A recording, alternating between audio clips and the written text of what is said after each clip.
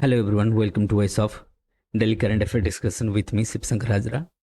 So in the today's current affair discussion, if you go through the editorial part, the first we will go through the side editorial parts, then we will comes to the middle parts.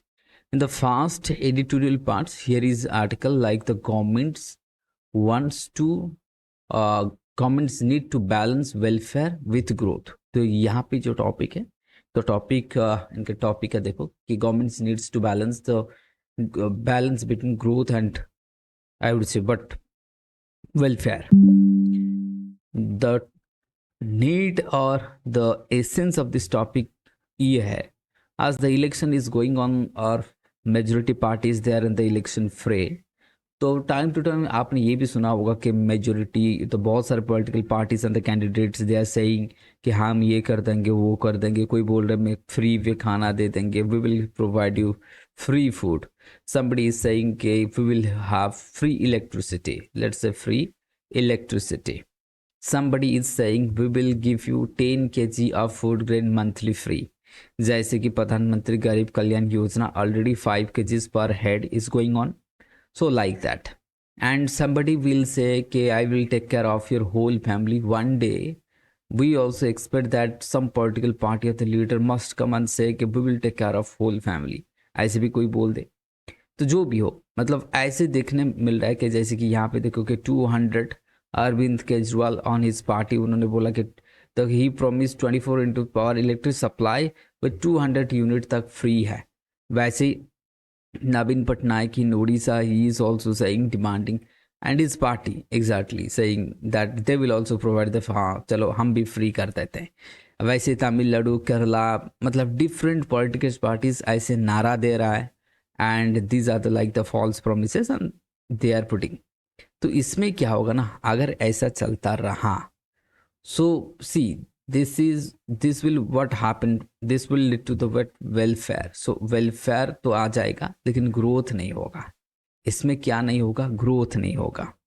This is the colonial mindset, I would say better to colonial mindset. इसलिए क्योंकि राजा हमेशा चाहता है rule करने, वो नहीं चाहता कि प्रजा स्ट्रांग बन जाए. जैसे कि कोई भी पॉलिटिकल पार्टी ना अगर ये बोल रहे आपको मैं आपको लिए ये कर दूंगा वो कर दूंगा, लेकिन कोई भी नहीं सामने आ रहा कि चलो भाई एजुकेशन को अच्छा कर लेंगे हमारे देश पे, हमें वोट दो, we will reform education system, हमें वोट दो, we will create employment, हमें वोट दो, we will focus on development of the nation, structural change in the economy, structural changes and the reforms in what socio-economic the political lives.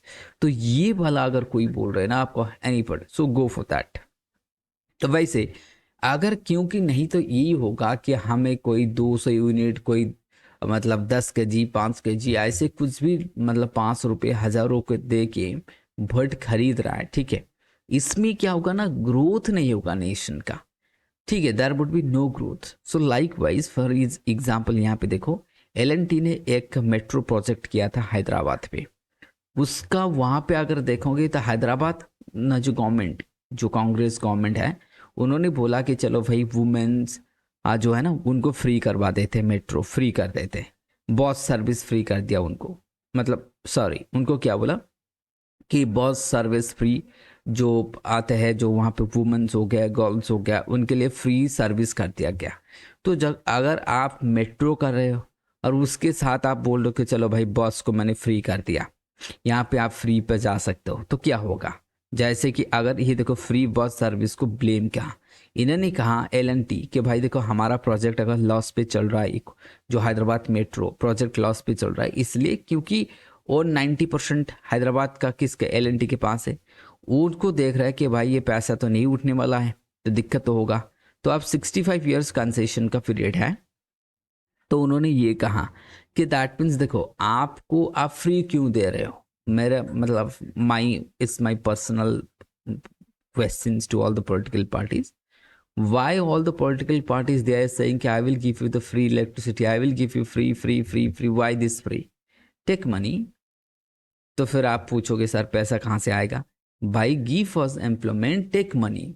That is how the growth and welfare happens. ठीक है, welfare अपने आप ही आ जाएगा society पे. तो एक चीज हमें फोकस करना है कि इकोनॉमिक ग्रोथ अगर आएगा, सोशल इंफ्रास्ट्रक्चर अगर बढ़ेगा, तो ग्रोथ भाई आपका इकोनॉमिक ग्रोथ आ जाएगा, डोंट वरी फॉर दैट। तो ये आपका एसेंस हो गया। तो यहाँ से आप लिख सकते हो मेंस के पॉइंट ऑफ व्यू में, जैसे कि हाउ टू वाइवल, एक प्रोजेक्ट को कैसे वाइवल करना है, ये सारी चीज। चलो फिर अगले आर्टिकल पे आते हैं। तो यहाँ पे देखो, let's be prepared for the extremes weather event.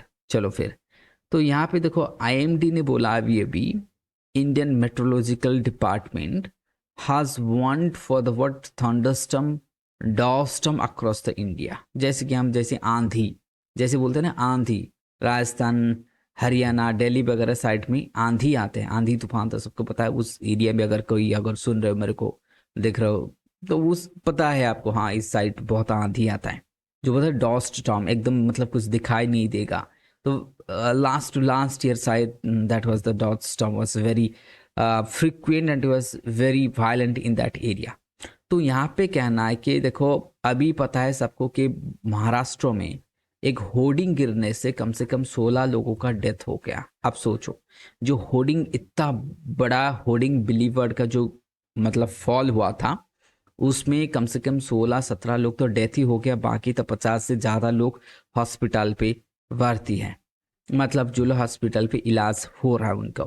तो आप सोचो कि इतना बड़ा होर्डिंग गिर गया, इतने सारे लोग गए, क्यों क्यों होर्डिंग गिरा? Because of the wind speed ज़्यादा था, because of the storm, because of what storm, likewise this kind of on seasonal storms and what I would say frequent weather storms, that could be Kalvaisakhi, that could be Andhi, that could be Loo, that could be hailstorm, that could be any sort of like, या ऐसे हजार आ सकता है। तो इसके लिए ना हमें प्रिपेयर करना पड़ेगा, we need to be prepare for that, क्योंकि क्लाइमेट चेंज इज इनएविटेबल, वो होगा ही होगा। हमारा लाइफस्टाइल जो है ना वो सस्टेनेबल है ही नहीं, इसलिए लास्ट, जैसे कि last to last year Modi ji also talk about the mission lifestyle. So we need to change the lifestyles and we need to control the population. Nobody is talking about population is a threat to the world.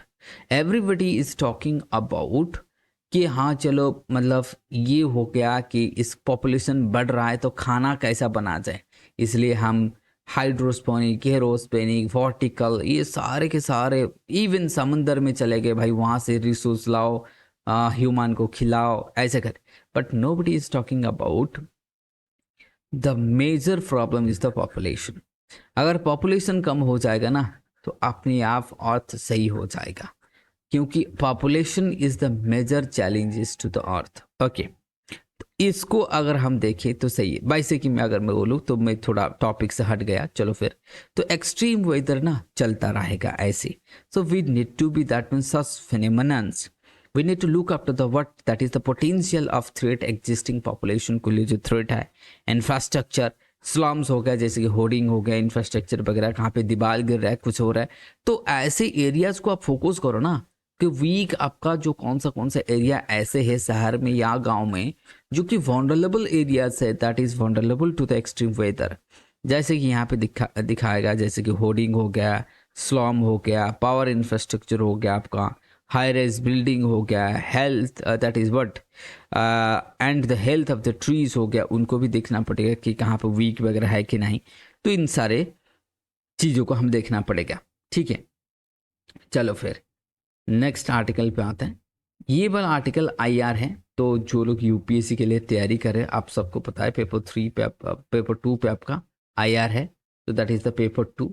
तो यहाँ पे paper 2 का IR जो international relation है, जो लोग OPSC भी तैयारी कर रहे हैं उनके लिए भी इंपॉर्टेंट है। ऐसे नहीं कि सिलेबस पे नहीं है, यूपीएससी और ओपीएससी नहीं पूछता है, यूपीएससी के तो सिलेबस में है ही है पेपर 2 में, बट ओपीएससी में है नहीं, but still they are asking and you can also add some point from this articles as well। तो आर्टिकल का एसेंस क्या है? देखो, आर्टिकल का एसेंस यही है, now Jin Jinping is trying to make inroad into the European heart.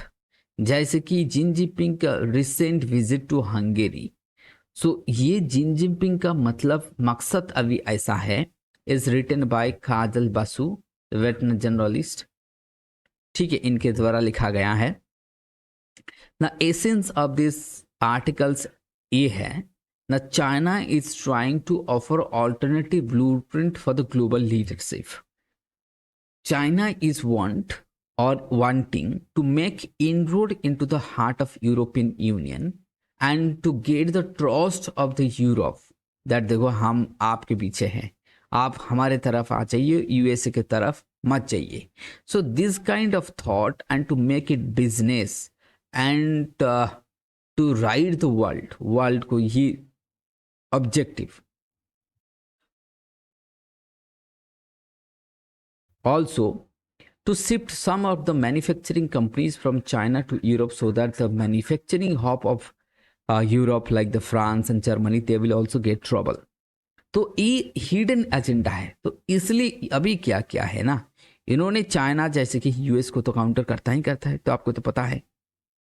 सो इसलिए Balkan जैसे कि वेस्टर्न बल्कन हो गया, देन गैब्रियल एस्कोर हो गया, ये सारे रीजन जो हो गया ना, हंगरी हो गया and Budapest, let it be Budapest, let it be Hungary. So they are trying to make inroad. Okay, जहाँ पे यूएसए का स्ट्रॉन्ग होल्ड थोड़ा बहुत कम है ना, तो चाइना वहाँ पे घुसना चाहता है. तो यहाँ पे चाइना आके बोल रहा है कि देखो जैसे कि हंगरी हो गया कि हमारे साथ जुड़ जाओ, हम आपको जो भी सुविधा होगा, all the benefits the Chinese companies having, the Chinese technology is having, and China is having enough money to fund your project like the Hungary. So these are the things they are trying to make inroad, like the USA that does it in the early fast during the Cold War time and the before that. So Hungary's is the eastern opening strategy for the China, is the eastern opening strategy, so that would be the gateway to enter into the European Union and they will start dominating. So ये essence हो गया, ठीक है. तो यहाँ पे आप जैसे कि बेल्ट एंड रूट इनिशिएटिव्स, ये सारे के सारे initiative will be also put into और इम्पोज ऑन हंगरी के साथ किया जाएगा.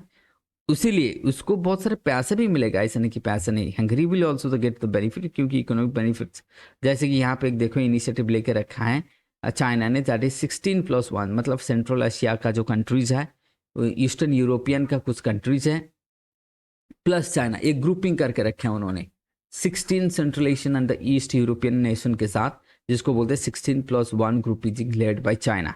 तो वैसे ग्रुपिज्म कर रहा है सो दैट यूएसओ को मतलब थोड़ा बहुत अलग किया जाए एंड यूरोपियन यूनियन को वीक किया जाए.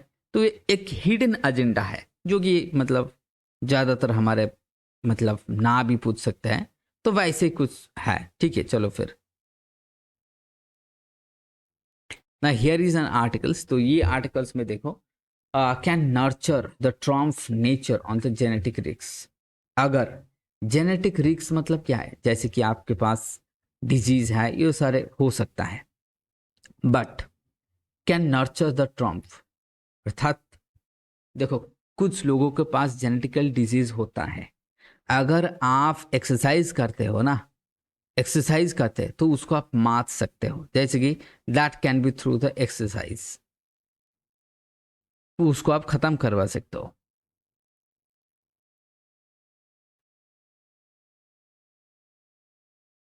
ठीक है, चलो फिर.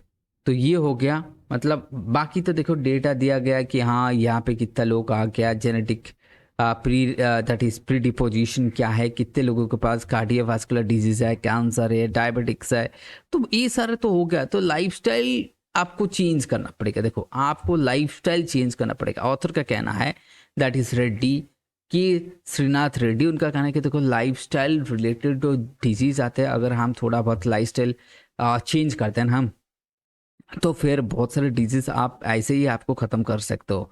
जैसे you can be healthy lifestyle, मतलब आपका लाइफस्टाइल जितना हेल्दी होगा आप उतना हेल्दी होगे.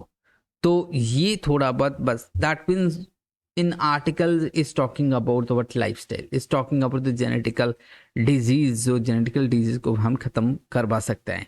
तो ठीक है, तो ऐसे ये जो आर्टिकल्स है, थोड़ा बड़ा आर्टिकल है, इसको हम बाद में डिस्कस कर लेंगे, कल के पेपर में इसको कर लूँगा. ठीक है, तो चलो फिर आज के लिए इतना ही.